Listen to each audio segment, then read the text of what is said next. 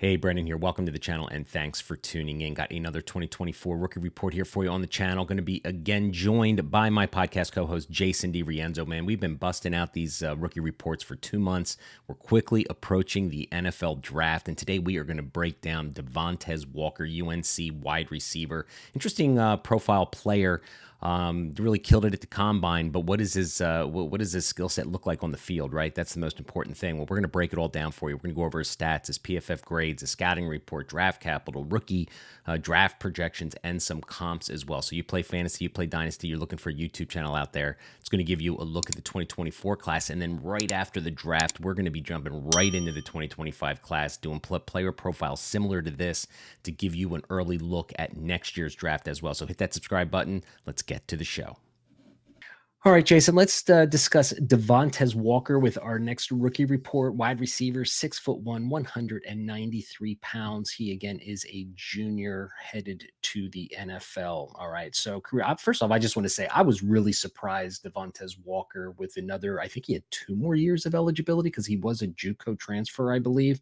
Really surprised he actually went to the NFL draft. Maybe he got, some news from the NFL that, it was time to go. I know they get those reports and whatever's in there, but he was probably a combine winner too with his speed Yeah, as well. So, definitely a combine winner. definitely a combine winner. So, all right, let's go his career statistics here. I mean, again, this is a raw route runner, raw receiver in my mind. So, career statistics: Mhm. 103 receptions, 1,600 yards, 18 TDs, 16.2 average. Played primarily out wide at 18%, in the slot 12%, 62% catch percentage reception. Had 10 drops over the course of his career, at least on PFF. I don't think they tracked it at the JUCO level or whatever. But he transferred to UNC this year, and Drake May was, I'm sure, very happy to have him. His PFF grades here for the season, not really great grades. His receiving grade was 68.3. That's in the looks like the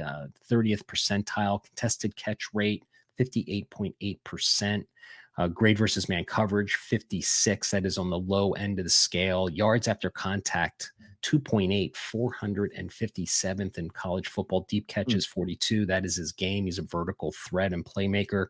And deep yards, 375, both around 42, 43, respectively, out of college football. So he is a vertical threat.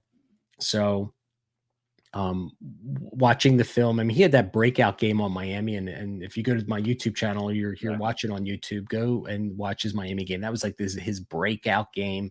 Had a couple good games after that, but was relatively after that game, was relatively quiet for the majority of the season. But that was his breakout game. I watched the all 22 of his Virginia game as well. And we kind of saw the same thing that we saw in the Miami game. He is a great vertical player, long strider.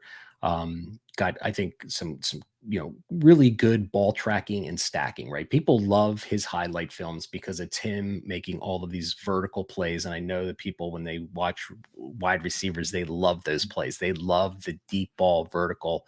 And this guy is what he brings to the table in that regard. I think he has really good ball tracking ability, seems to be physical enough at the catch point for underthrown balls to come back and get the ball. I think he does a really nice job of stacking the defenders as well when he does get a stride or two. Thought he had good, body control and the ability to go up. I didn't see the explosion to really, go up and high point the ball in a lot of his film, but usually the ball was placed decently by Drake May, where he was getting the ball on a vertical pass and making some plays. So, um, the big question for me, and then I'll let you kind of comment more on the scouting report for me, is it's really nice to have that vertical explosive playmaking ability, but can you run the underneath and inside routes all in the short and intermediate parts of the field? I think that's the part of his game, especially watching the highlights were great on that Miami game too. Like the TV, Oh, yeah.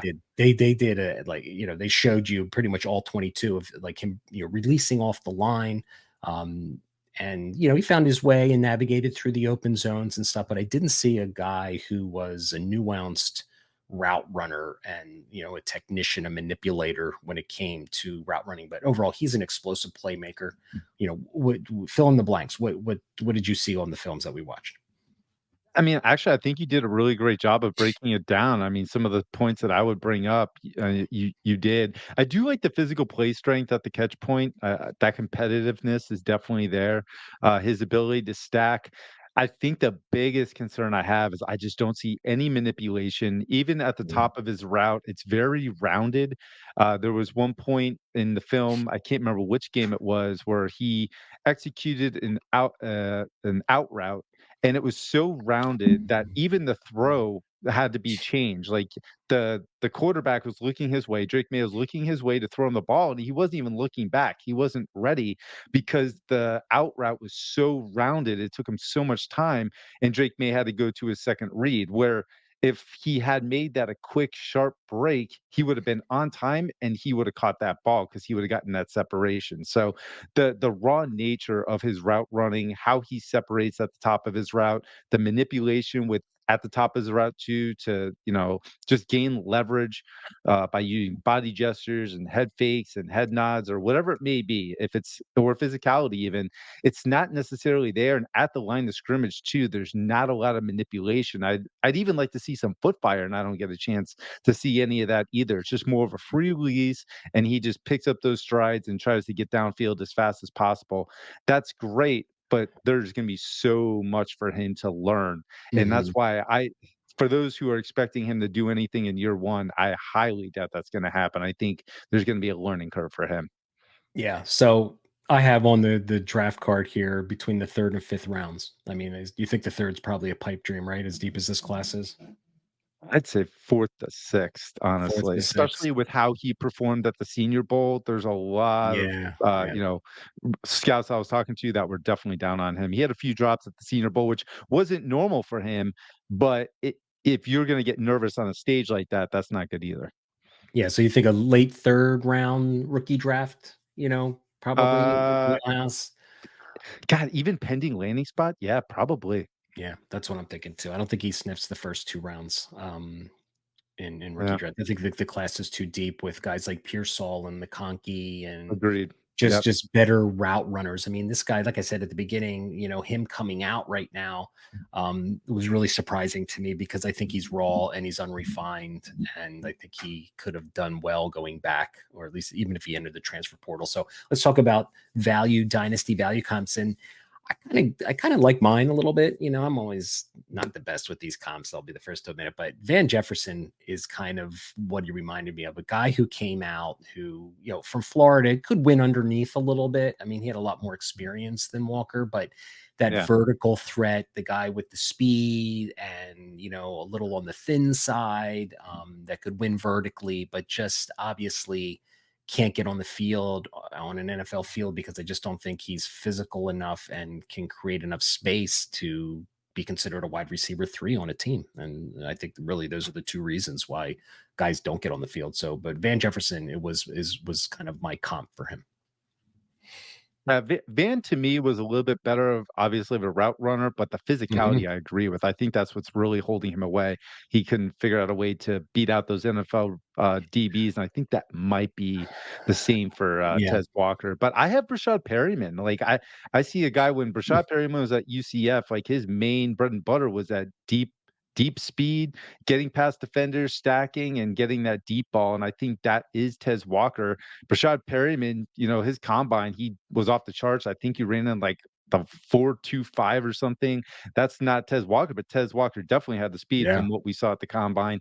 I see similarities where if Tez Walker can't get the nuance of release moves and just Mhm. manipulation and get the art of route running and separation down, the path for him could be Brashad Perryman because the skill sets are very similar. Yeah, I feel like there's a couple players like that in this year's draft. You got a lot of these Yeah, vertical guys that maybe are a little raw when it comes to the technical side of creating space. So they're going to be learning on the job. So we're going to have to, try and be patient with a absolutely. player like Walker. So there you guys got it, man. There is our rookie report on Mr. Tez Walker Jr.